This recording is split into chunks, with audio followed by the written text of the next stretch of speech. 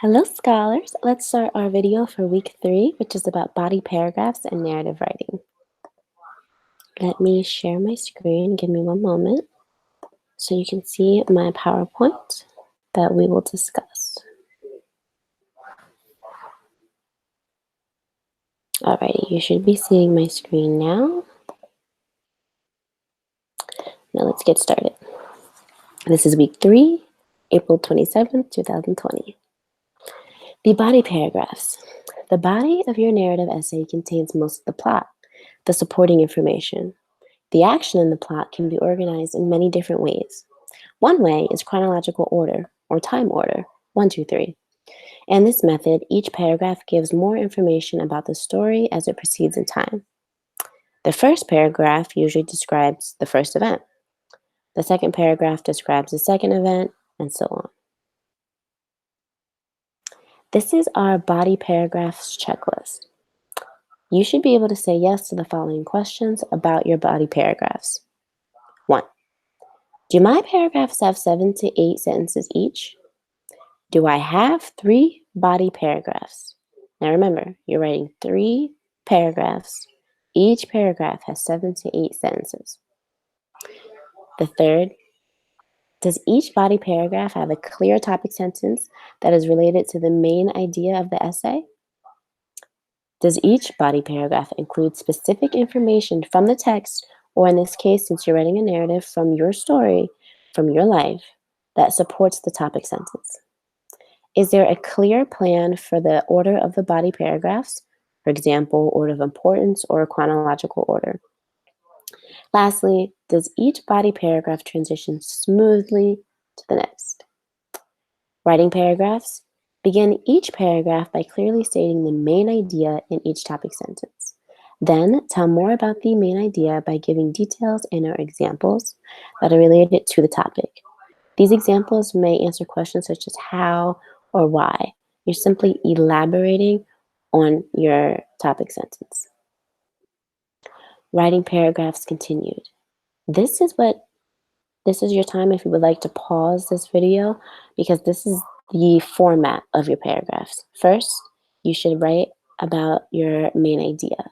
Main idea is what the paragraph is mainly talking about, or your topic sentence, which is a sentence that clearly states the main idea. Supporting details are your sentences 2 to 8, and they are examples that tell more about the reasons.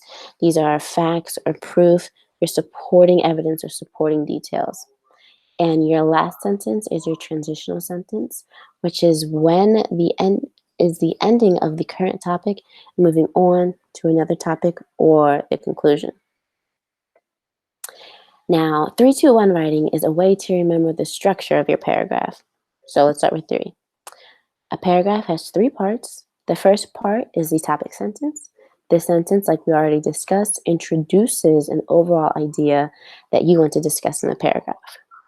2, the paragraph should include at least 2 facts: incidents, reasons, examples, and statistics. An acronym for this for you to remember is FIRES. You should never just present a fact or a supporting example and just move on to the next. You have to follow up by elaborating on the fact or example. You have to add more detail. You don't want it to seem as if you're just listing ideas. And number 1, the paragraph ends with a transition sentence. This is the last sentence to summarize the entire paragraph or connect ideas from one paragraph to the other. FIRES, as we discussed, this is its own slide: facts, incidents, reasons, examples.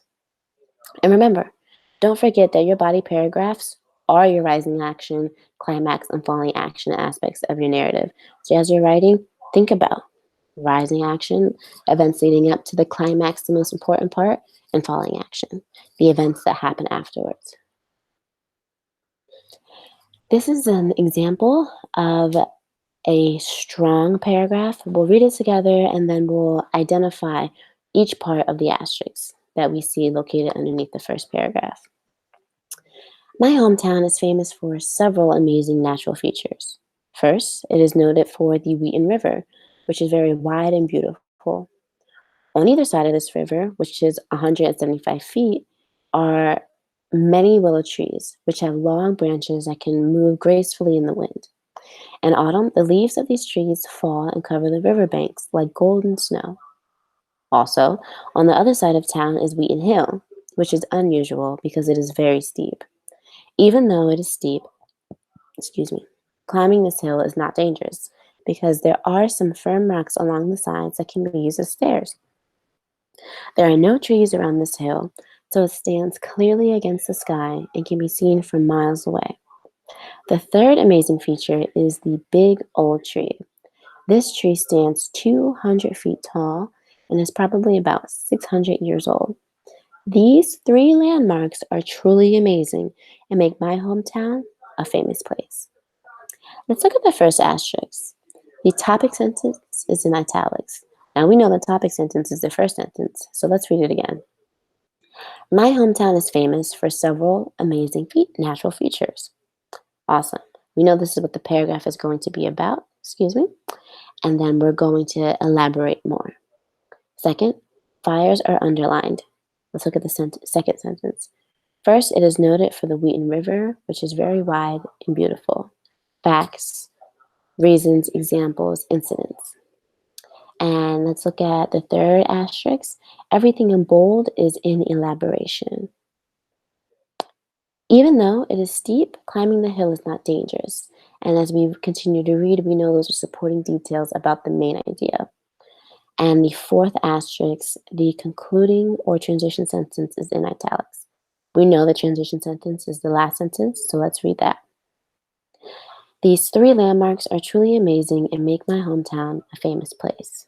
The sentence wraps up the current paragraph and puts the reader in a position to engage in the next paragraph. You can also pause the PowerPoint or your video here and read the next example and identify the four aspects of the asterisk above. Let's move on. Transitional sentences. In an essay with chronological organization, each paragraph ends with a transitional sentence. They have two purposes. One, to signal the end of the action in one paragraph, and two, to provide a link to the action of the next paragraph.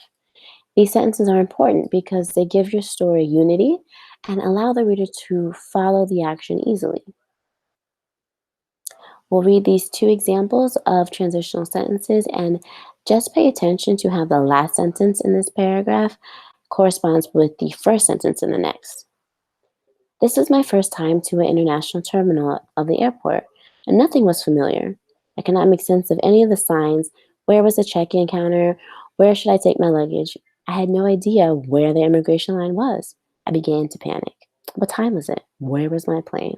I had to find help because I could not be late. Let's look at the next paragraph. I tried to ask a passing businessman for help, but my words came out all wrong.